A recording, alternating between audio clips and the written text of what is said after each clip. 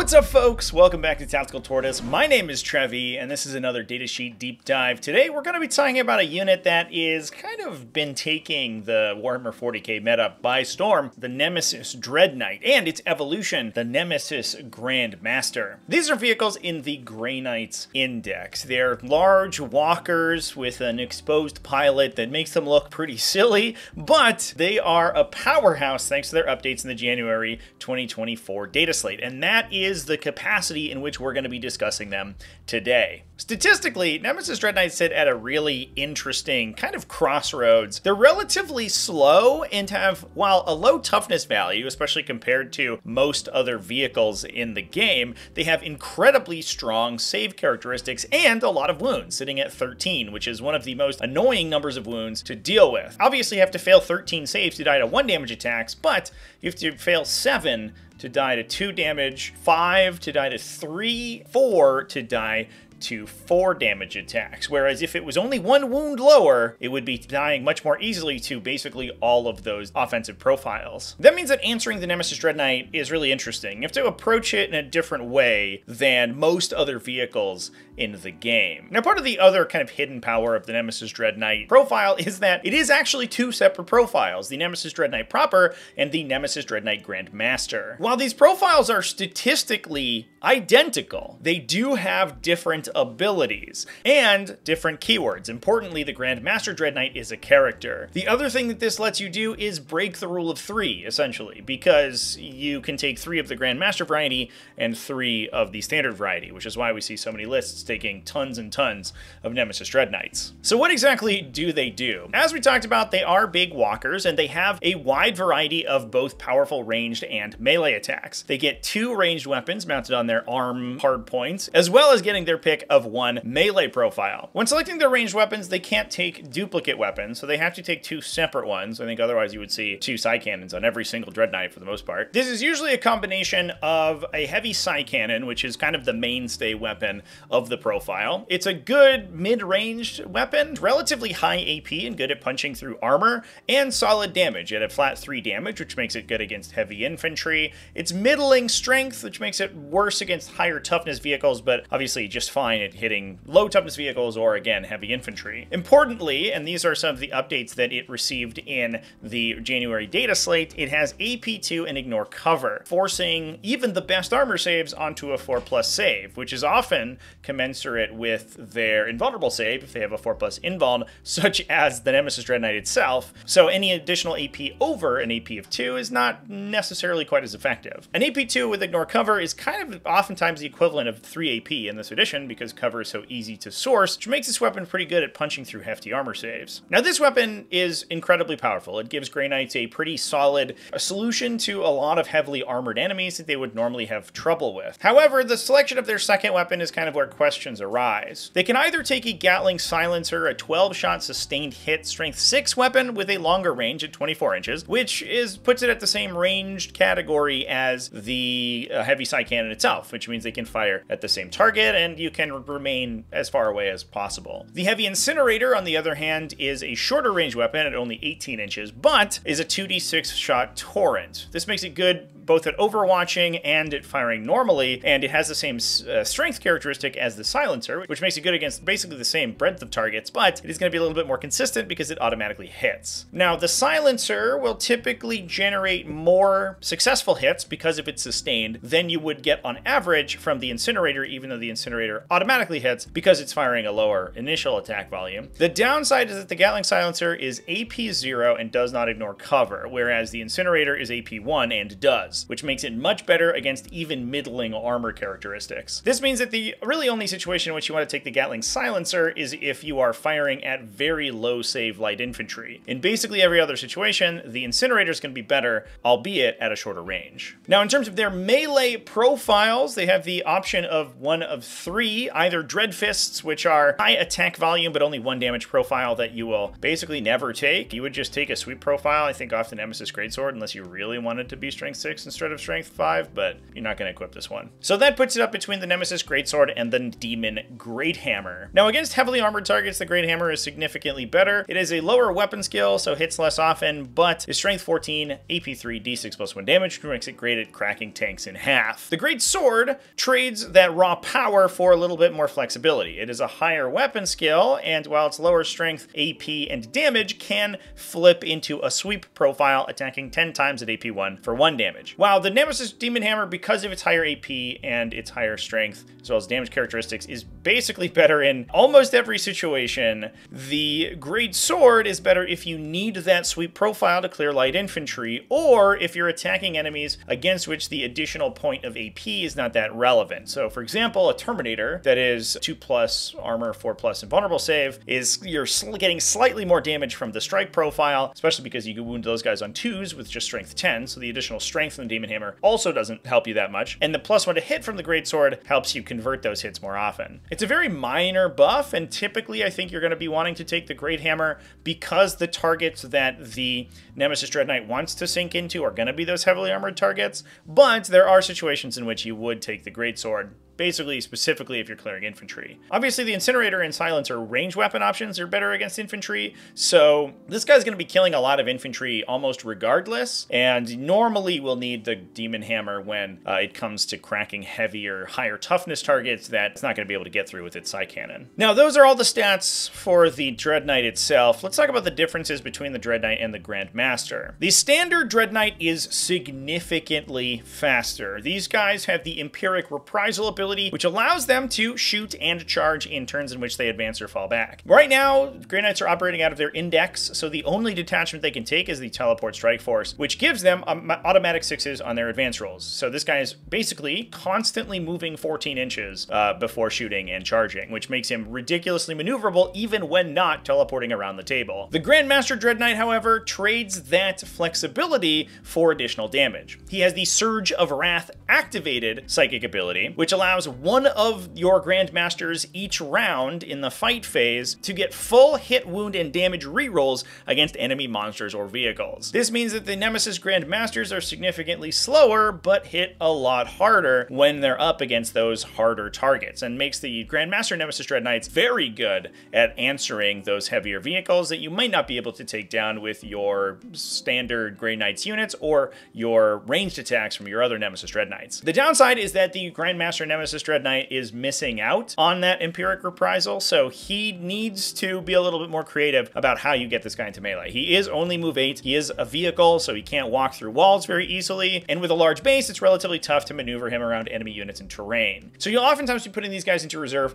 and then rapid ingressing them into a juicy spot on the table where they can get a charge off in the subsequent turn. Or you can just use them as a shooting platform and use Surge of Wrath in the late game if you need to. It should be noted as well, they also have Heroism's Favor, which gives them a CP reduction essentially on stratagems you use on them. Even if the stratagem cost is higher, you always only pay 1 CP for stratagems targeting them. They can use Radiant Strike, I guess, to get devastating wounds, which is pretty cute because they are getting wound rerolls. That gives them a lot of chances to devastating wounds. But with a strength 14 AP 3 weapon, I don't know how much you really need devastating wounds. Now, while we're talking about the Grandmaster Dreadknight specifically, it's important to discuss the enhancements that can be assigned to them. Because they're characters, they can be given enhancements, and basically all of the enhancements in the Teleport Strike Force are pretty good for these dudes. Inescapable Wrath can make up for their slower speed by giving them +1 to charge. The Sigil of Exigence makes them difficult to shoot at, and when combined with Mists of Deimos, the stratagem that we'll talk about in the next section, also makes them basically difficult to interact with in any capacity. And the Domina Libra Daemonica makes them even better in melee, giving them +1 to wound. You don't really need that one because they're probably getting wound rerolls anyway, but it can act as an answer to specific enemy demons that might be in the metagame. Avatars of Cain or Demon Primarchs, for example, are all susceptible to the +1 damage effect of that enhancement, and being able to specifically target a character in situations where you want to answer those enemies is a big deal. Getting full hit and wound rerolls with a strength 14 +1 to wound, D6 +2 damage, potentially devastating wound weapon is pretty good. That guy will crack a Demon Primarch up to the head and probably kill them. The one One enhancement that I probably wouldn't take too often on these guys is First to the Fray. This is usually solid if you are trying to get big units onto enemy objectives to either contest them in the early game to stop your opponent from getting a good score on battle round 2, or just putting them on small characters to jump around and complete your tactical secondaries in the first round. Those aren't really the situations you're using the Nemesis Grandmaster for, so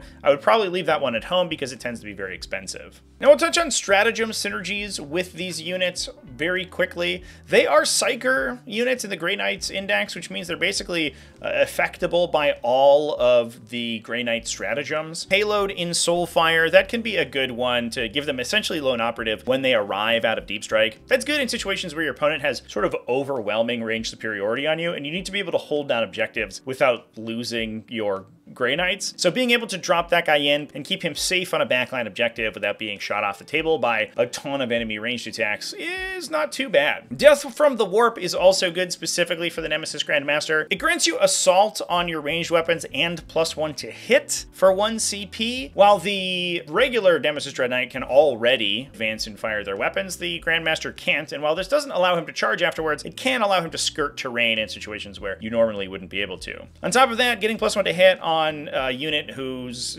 ballistic skill is almost always 3+ is just a nice bonus as well. The defensive characteristics of the Nemesis Dreadknights are fairly high, so protecting them with true silver armor makes them very difficult to kill against low AP weapons. We talked about Radiant Strike momentarily. It's not that useful on these guys specifically, but in the situations where you get a CP reduction on a rerolling Grandmaster, it's not too bad. But the important ones are Prognosticated Arrival and Mists of Deimos. And honestly, it's probably worth saying that these are important for every Grey Knights unit, not just Dreadknights. They're just really good stratagems. Prognosticated Arrival allows your deep striking or teleport assaulting units to come in 3 inches away from enemies rather than 9 inches. You're not able to charge that turn, but given that oftentimes you're getting more damage out of the shooting from your Dreadknights, that's not really much of a problem. And with a high OC value, they are themselves OC4, they can usually steal objectives away from lone small utility units or vehicles that are holding them down. You can also use this to edge into your opponent's deployment zone and clear out their backline screeners. Because they have such a good damage output, especially against light infantry with either the silencer or the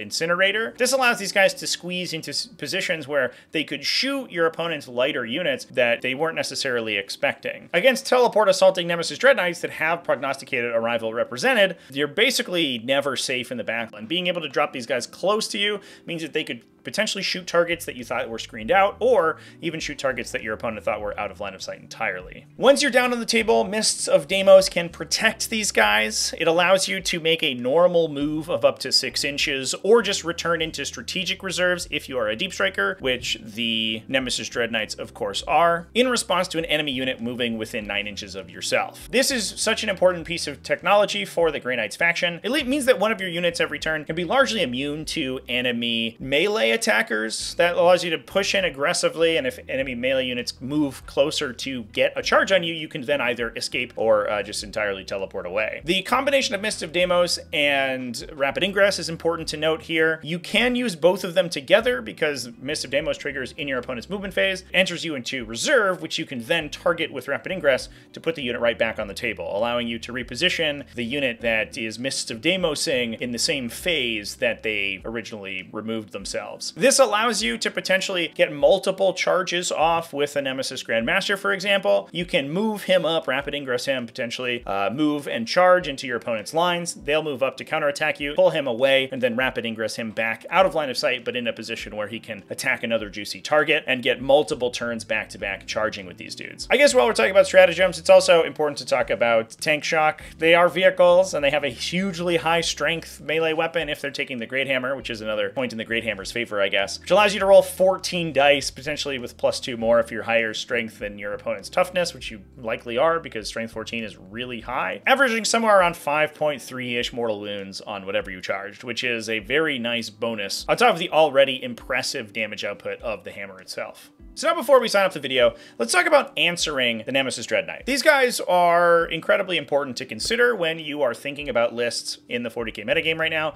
They're very popular multi-Dreadknight Grey Knight's lists are doing fairly well at the time of recording, and if you don't have a good weapon profile that stacks up against them, the Grey Knight's matchup is going to be really hard for you, because most Grey Knight armies are taking at least 3 of these things, if not the full 6. Now, we just talked about all the stratagems, so playing around Mists of Deimos is one of the most important ways to defeat Grey Knights. Thanks to the January data slate that made these guys so strong, there are some ways to get around effects like this that don't involve simply not moving. Arriving from reserve or disembarking out of a transport is not considered to be a movement for the purposes of effects like Mists of Deimos. So if you have effects that allow you to come out of reserve close to your opponent, or are just disembarking a transport that is not itself moving within 9 inches of them, then you can get up closer than that 9-inch bubble without the Mists of Deimos being able to be triggered. In lists that have a large number of units, which Grey Knight lists that are focusing on Nemesis Dreadknights tend to have, you can also put yourself in the position to attack multiple enemies. Because Mists of Deimos is a strategic ploy, it can't be duplicated in any way, so can't use a free stratagem effect on it, for example. And that means that only 1 unit can Mists of Deimos each phase. So if you move yourself up to attack 2 or 3 Nemesis Dreadknights, only one of them is going to get to escape. The other ones